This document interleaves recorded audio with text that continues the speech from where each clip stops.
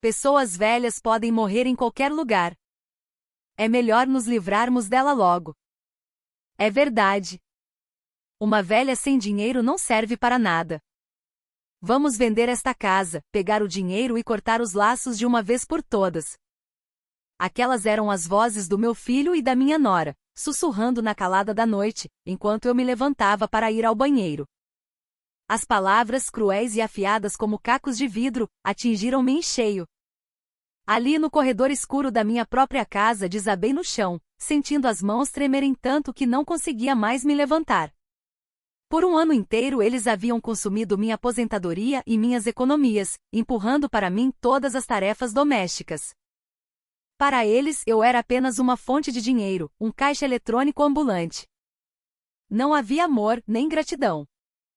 Apenas exploração. Mas o que meu filho e minha nora não sabiam era que mesmo aos 75 anos, eu ainda tinha cartas na manga. Naquele exato instante, algo dentro de mim se quebrou. E ao mesmo tempo, algo novo e feroz despertou.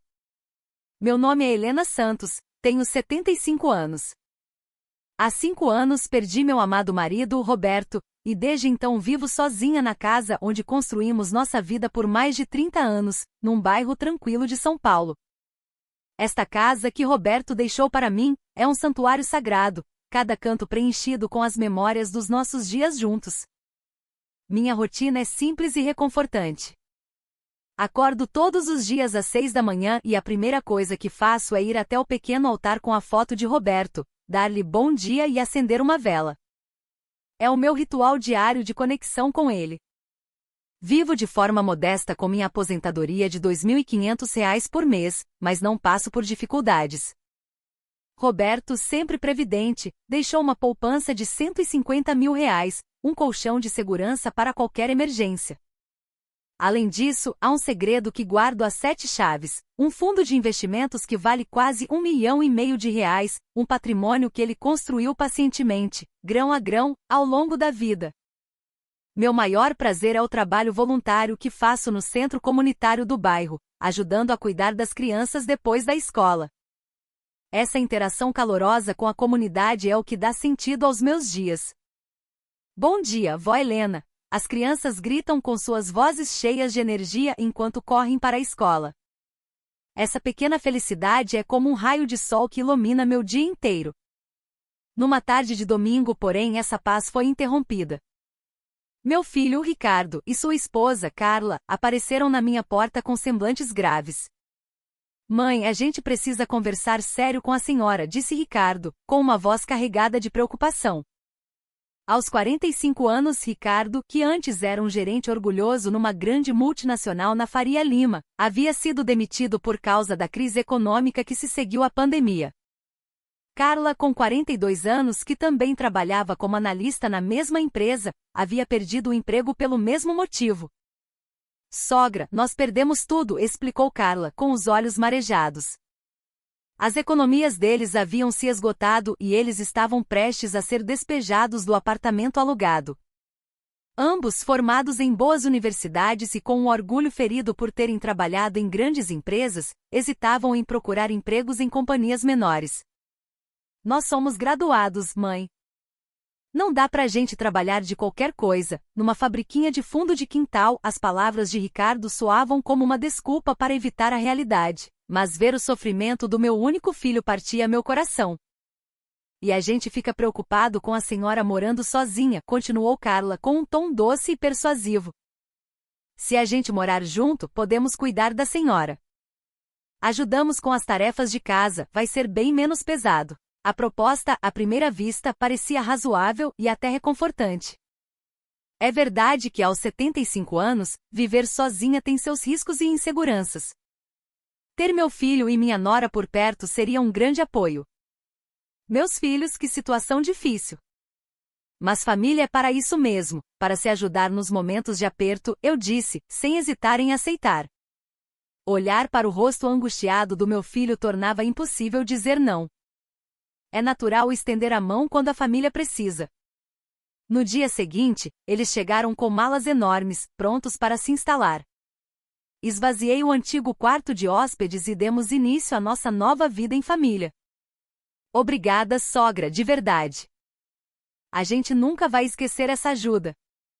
Um dia vamos retribuir tudo, disse Carla, com um abraço caloroso. Eu os recebi de braços abertos, feliz por ter a casa cheia de conversas e risadas novamente, quebrando o silêncio que havia se instalado desde a partida de Roberto. No entanto, logo no início da nova rotina, comecei a sentir um pequeno desconforto, uma estranheza sutil. Eu acordava às 6 da manhã para preparar o café com pão na chapa, café com leite fresco e frutas, mas Ricardo e Carla raramente se levantavam antes das 8. E a primeira coisa que Carla disse ao aparecer na cozinha foi: "Sogrinha, será que a gente não podia usar uns ingredientes mais orgânicos? Eu sou muito sensível a agrotóxicos." Eu, que sempre comprei as promoções do supermercado do bairro, passei a frequentar feiras orgânicas e a comprar produtos mais caros, pensando na saúde deles. Em pouco tempo, a televisão também se tornou território deles. A minha novela das 8, que eu acompanhava religiosamente há anos, foi substituída por jogos de futebol intermináveis e reality shows barulhentos. Ah, eles devem estar cansados, estressados com tudo o que aconteceu. Com o tempo a gente se ajeita, eu dizia a mim mesma, tentando ser paciente e compreensiva. Quando o primeiro mês de convivência terminou, todas as tarefas domésticas já haviam recaído sobre meus ombros. "Sogra, a senhora limpou bem o meu quarto?" "É que eu tenho alergia, sabe?", dizia Carla, passando o dedo sobre um móvel para verificar se havia poeira. "Mãe, tem que lavar nossas roupas separado, viu? Minha pele é sensível." Ricardo também pedia com a maior naturalidade. A promessa de ajudar nas tarefas havia sido completamente esquecida. Eles dormiam até tarde, acordavam exigindo o almoço, e passavam o dia bebendo cerveja no sofá, sem fazer absolutamente nada. No segundo mês, Carla veio com uma nova proposta. "Sogra, só com a sua aposentadoria não dá pra gente viver, né? Uma família de 3 pessoas precisa de, no mínimo, os R$ 8.000 por mês.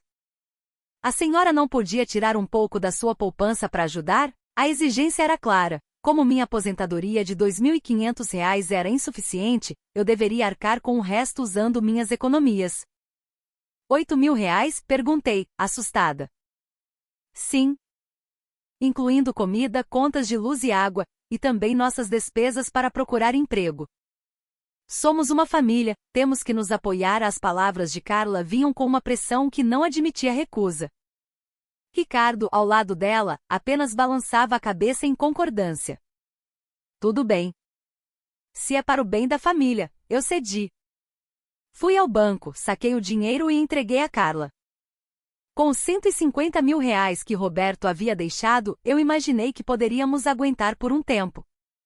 Assim que eles arrumassem um emprego, a situação melhoraria.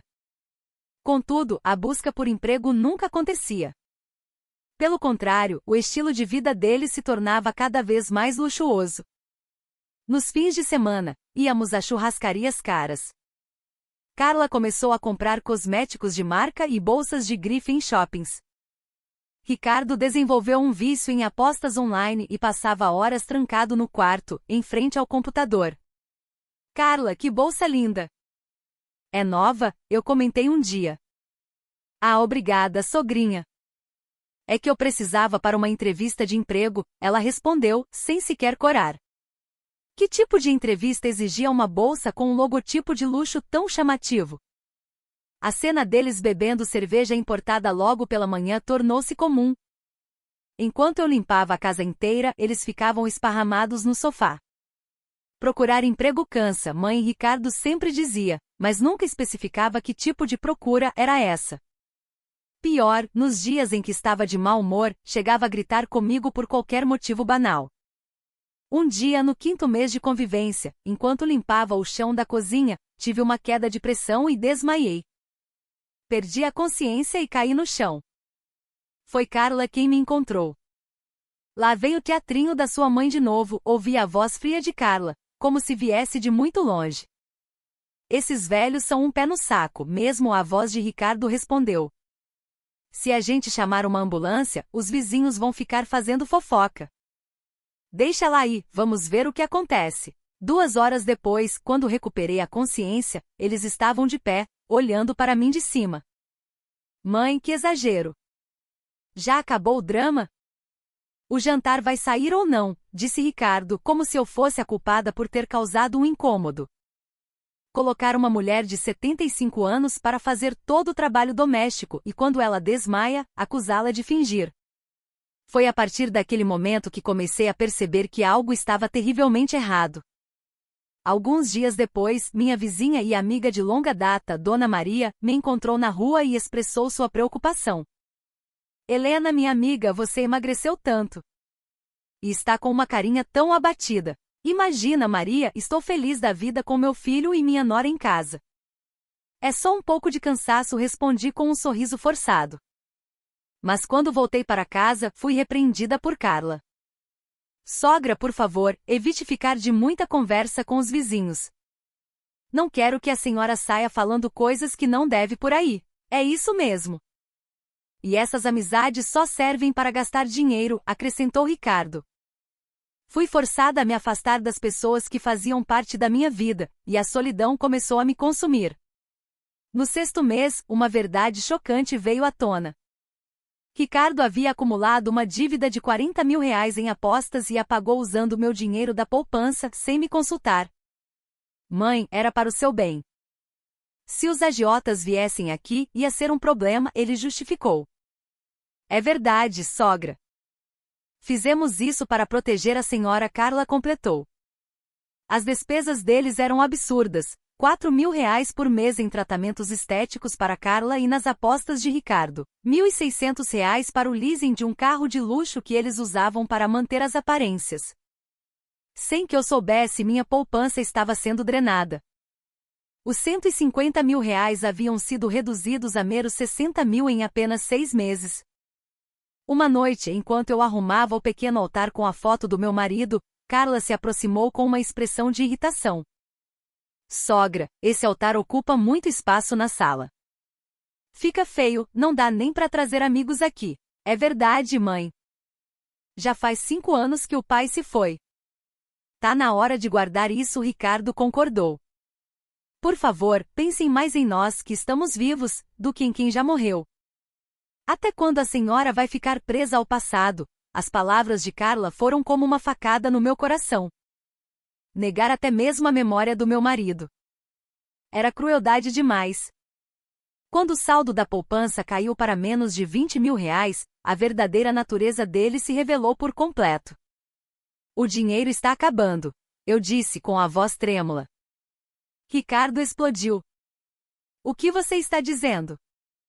Ainda temos esta casa. Sogra, não me diga que a senhora se importa mais com uma casa do que com o bem-estar da sua própria família. Nos olhos deles, não havia mais um pingo de amor ou respeito por mim. Naquela noite, o destino quis que eu ouvisse a verdade. Ao me levantar para ir ao banheiro, ouvi a conversa deles na sala. A poupança dela já era. Vamos vender esta casa e colocá-la num asilo qualquer. Com o dinheiro da casa a gente pode começar uma vida nova. Pessoas velhas podem morrer em qualquer lugar. É melhor nos livrarmos dela logo. É verdade. Uma velha sem dinheiro não serve para nada. Ali no corredor, o chão sumiu sob meus pés. Eu era apenas um obstáculo, um objeto a ser descartado. Naquele instante, algo dentro de mim se partiu em 1000 pedaços. Sozinha no meu quarto, olhando para a foto de Roberto, as lágrimas finalmente vieram silenciosas e amargas. Ah, meu Roberto, onde foi que eu errei? Sussurrei para a imagem sorridente dele. Mas junto com a dor, uma onda de raiva começou a subir do fundo da minha alma. Eu, que vivi uma vida honesta e trabalhadora por 75 anos, fui traída da forma mais vil pelo meu próprio filho. A partir da manhã seguinte, comecei a analisar a situação com uma frieza que eu não sabia que possuía. Primeiro, organizei em um diário todos os abusos e gastos do último ano. O hábito de anotar tudo me deu um registro detalhado, uma prova irrefutável. Tirei cópias dos extratos bancários, juntei todos os recibos de compras fúteis que encontrei e fotografei com meu celular os artigos de luxo que eles compraram com meu dinheiro, anotando as datas. Minha antiga experiência como contadora finalmente serviu para alguma coisa. Vou dar uma caminhada, anunciei, saindo de casa. Meu destino era o escritório do Dr. Oliveira, um advogado que havia cuidado do inventário de Roberto. Mantínhamos uma boa relação desde então. Dona Helena, isso é abuso financeiro e psicológico. É um crime. Podemos até registrar uma queixa na polícia, disse o doutor Oliveira, assim que viu as provas que eu havia levado. Doutor, na verdade, há algo mais. Meu marido me deixou um fundo de investimentos. Revelei a existência do R$ 1,5 milhão, minha carta na manga que eles desconheciam.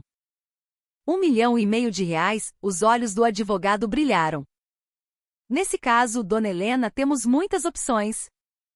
Em seguida, procurei uma imobiliária de confiança. Nesta localização, com o terreno que tem, a casa vale no mínimo R$ 600 mil, disse o corretor após avaliar a propriedade, um valor acima do que eu esperava. Podemos conduzir a venda sem que meu filho e minha nora saibam? Perguntei. Com certeza. A privacidade dos nossos clientes é prioridade máxima. Como a casa estava em meu nome, a concordância deles não era necessária. Eu poderia vendê-la legalmente. Navegando na internet, encontrei o lugar perfeito para meu recomeço. Uma pequena chácara no interior, numa cidadezinha chamada Vila Serena. O preço era R$ 120 mil. Tinha um jardim espaçoso, e ficava perto de fontes de águas termais e de uma biblioteca pública. Um lugar tranquilo, com muitos moradores da minha idade. Roberto teria adorado este lugar. É perfeito para começar uma nova vida, pensei, sentindo uma chama de esperança se acender. Menti para meu filho e nora, dizendo que iria a uma consulta médica, e fui visitar o local. A casa, o ar puro, a tranquilidade. Me apaixonei na mesma hora. Decidi comprar imediatamente. A partir daí, comecei a coletar provas de forma mais sistemática. Comprei um pequeno gravador de voz e comecei a registrar as conversas deles. O conteúdo era ainda pior do que eu imaginava. Aquela velha, quando será que ela vai morrer? Vamos vender a casa logo e curtir a nossa vida, cara. Um asilo baratinho tá de bom tamanho pra ela.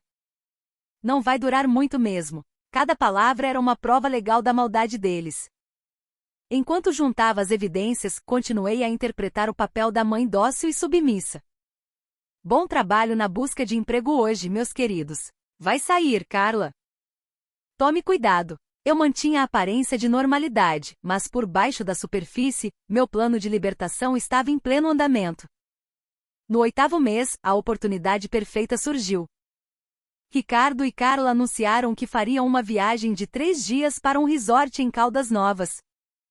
Com o meu dinheiro, é claro.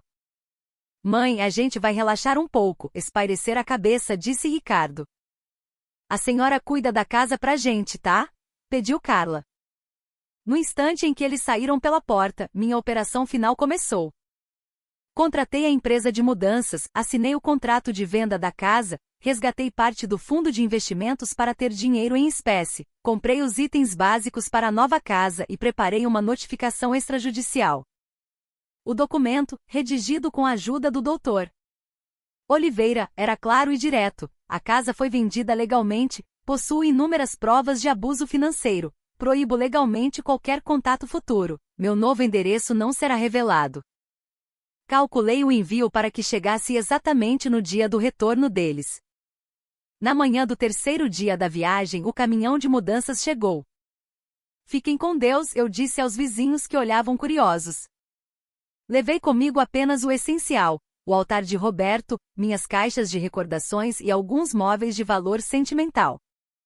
Todos os eletrodomésticos, móveis novos e os artigos de luxo que eles compraram foram vendidos para uma loja de usados. O valor total, quase R$ 40 mil, seria depositado na minha conta. À tarde, eu já estava na minha nova casa em Vila Serena, pronta para começar um novo capítulo. O pôr do sol no campo com suas cores vibrantes, era incomparavelmente mais belo do que qualquer coisa que eu via da janela do meu antigo quarto em São Paulo. Era como se minha alma estivesse sendo lavada. Ao entardecer, Ricardo e Carla voltaram da viagem e deram de cara com a realidade. A fechadura da porta havia sido trocada. A placa com o nome da nossa família na entrada havia sumido. Espiando pelas janelas, viram uma casa completamente vazia. O que é isso? Que brincadeira é essa? Gritou Ricardo.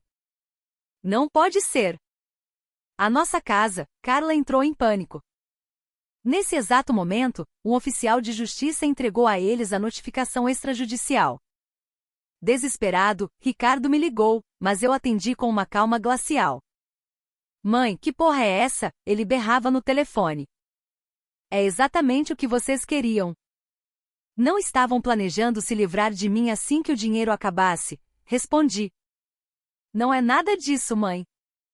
A senhora entendeu tudo errado. Não adianta mais, Ricardo.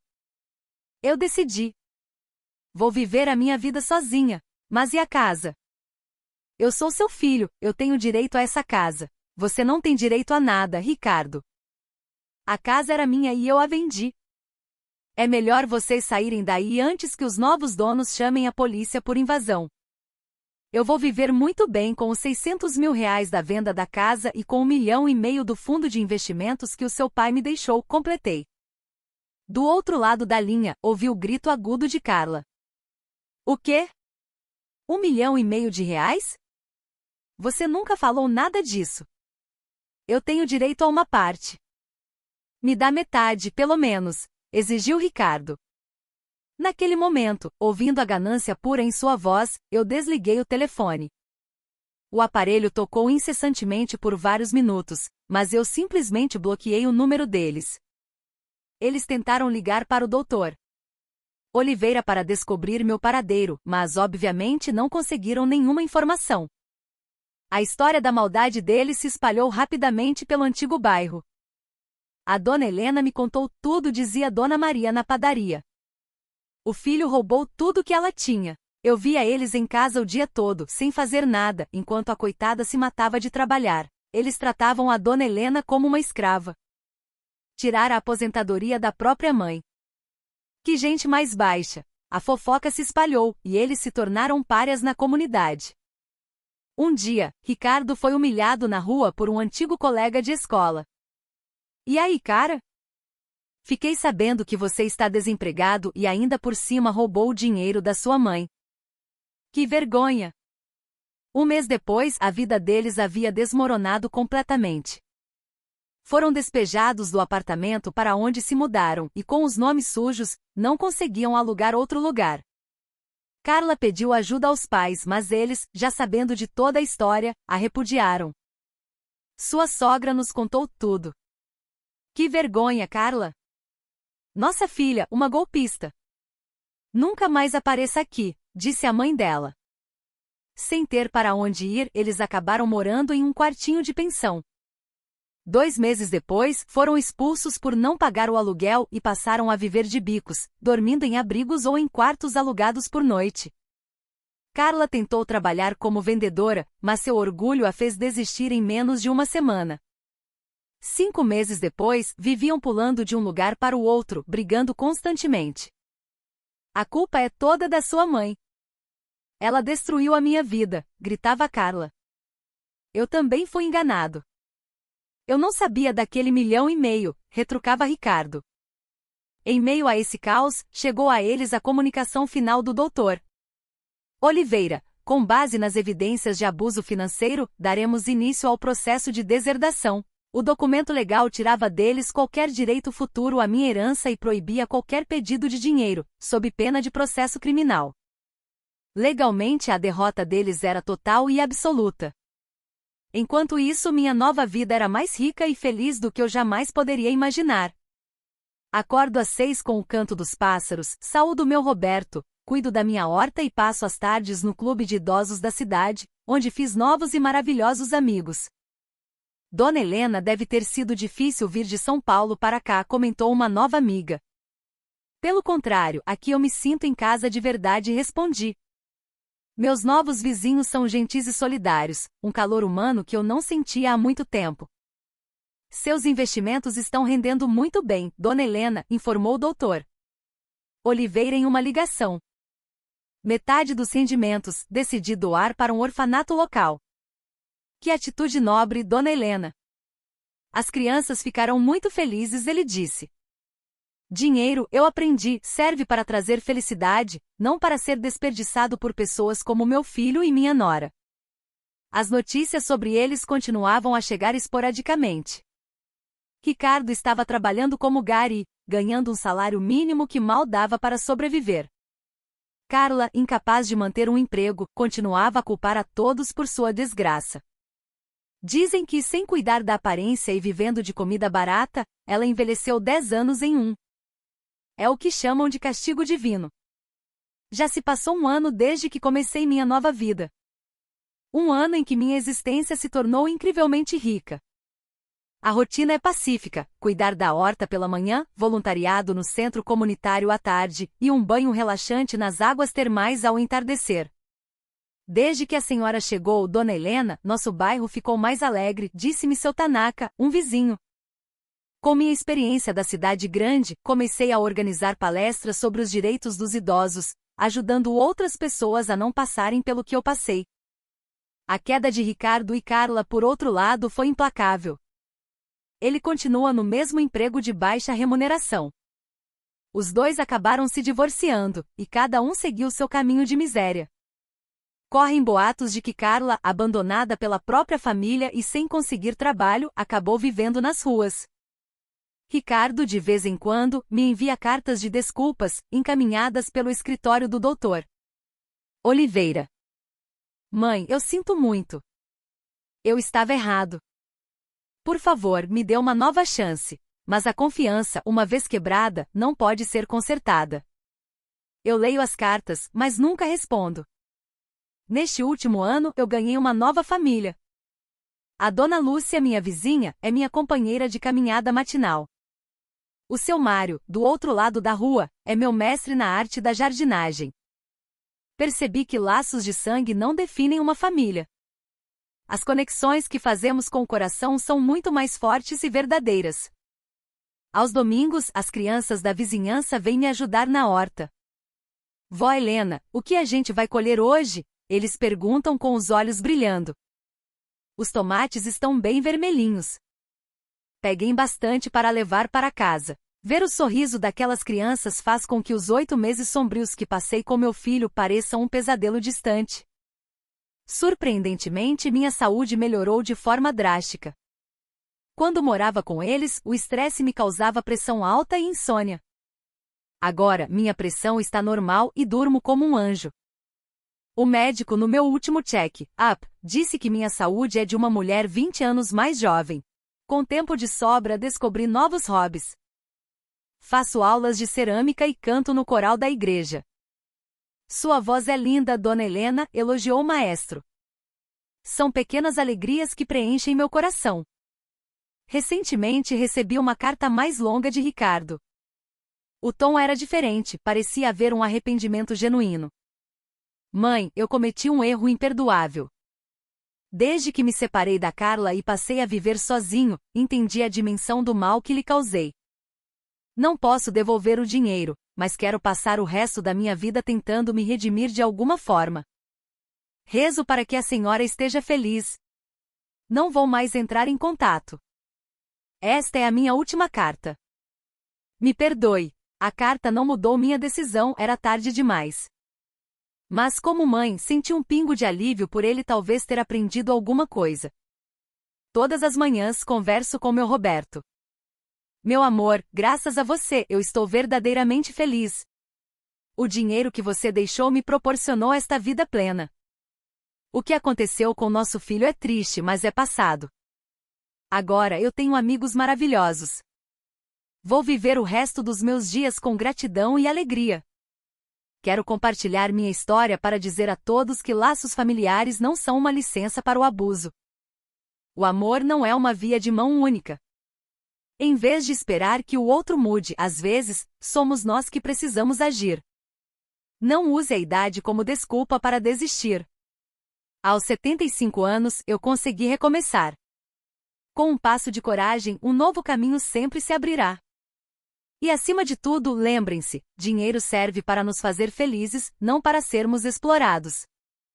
Hoje eu sou, do fundo da minha alma, uma mulher feliz.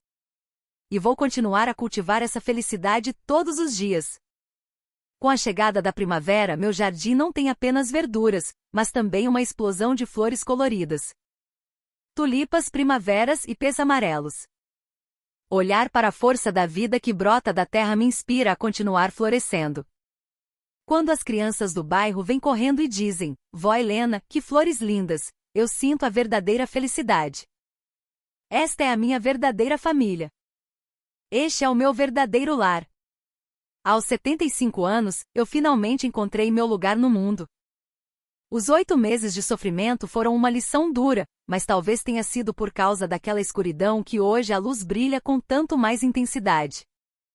Nada na vida é em vão, tudo nos leva até onde estamos hoje. Ao entardecer, enquanto rego minhas flores, eu sorrio. Amanhã, um novo e maravilhoso dia começará. Minha história não termina aqui. Ela continua, a cada novo amanhecer.